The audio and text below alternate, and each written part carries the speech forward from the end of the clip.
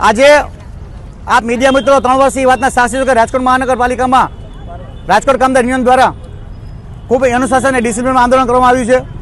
ત્યારે આજે વિવિધ મુદ્દે રાજકોટ કામદાર યુનિયન દ્વારા હોસ્પિટલ ચોકથી રાજકોટ મહાનગરપાલિકાની ઓફિસ સુધી અમે પગપાળા રેલી આજે કાઢી છે। આ રેલીમાં અમારા મુદ્દા બહુ સ્પષ્ટ છે કે કોન્ટ્રાક્ટ પ્રથામાં જે પીએફ ઈએસઆઈ બોનસ અને લઘુત્તમ વેતનના ભ્રષ્ટાચાર થાય છે તેને નાબૂદ કરવામાં આવે।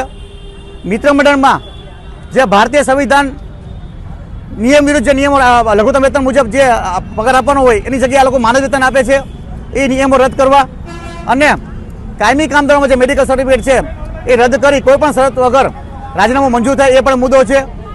અને આપને ખબર છે કે જીડીએચના સફાઈ કોન્ટ્રાક્ટર દ્વારા આજે એના કરોડ રૂપિયાના કૌભાંડો છુપાવવા માટે મને 5 લાખ રૂપિયા એડવાન્સ દેવા આવ્યા હતા। 50 લાખની મને ઓફર થઈ હતી। આ જીડીએચ આજે વિજિલન્સ તપાસ ખાલી નાટકો ચાલુ છે, તેમાં પણ કાંઈ કાર્યવાહી થઈ નથી। અને રાજકોટ મહાનગરપાલિકામાં 7/3/2024ના રોજ 532 કાયમી સફાઈ કામદારની જે ભરતી મંજૂર થઈ હતી તેમાં એવા નિયમો રાખ્યા છે ફક્ત એના લાગતા ઓળખતો જે આવી શકે કે માતા પિતા દાદા દાદી નોકરી કરે એ લોકો ફોર્મ ભરી શકે, બીજા લોકો ફોર્મ ન ભરી શકે।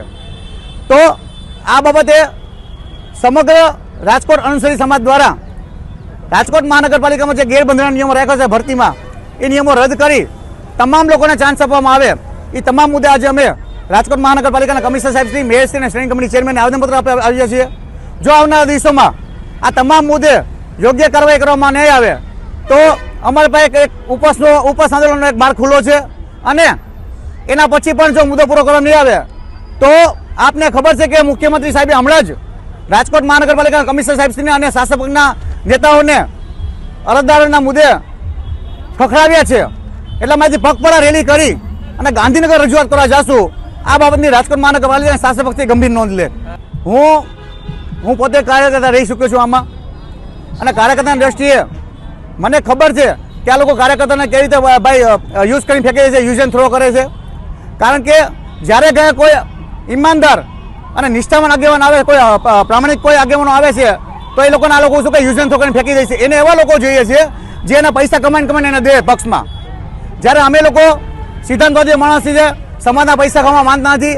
એટલે જો સ્થાનિક ચૂંટણી લઈને આ લોકો કોઈ પણ જાતનો નિર્ણય નહીં કરે તો આવનારા દિવસોમાં અમારી પાસે ગાંધીજીના માર્ગે ડૉક્ટર બાબા સાહેબના સંવિધાનના અનુસરીને અમારી પાસે લડતના માર્ગો ખુલ્લા રહેશે। આ બાબતની રાજકોટ મહાનગરપાલિકાના શાસક પર ગંભીર નોંધ લે।